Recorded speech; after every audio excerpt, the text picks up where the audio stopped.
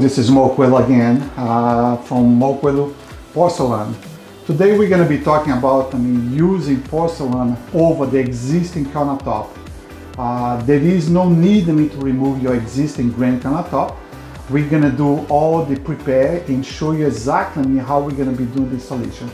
We're also going to be removing our existing electrical cooktop, and we're going to be introducing the Invisicook, the new cooktop for porcelain with induction.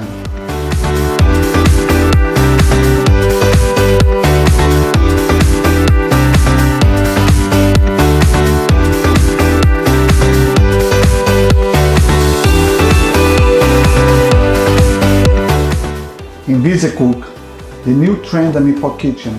It is induction and is the perfect cooktop for porcelain.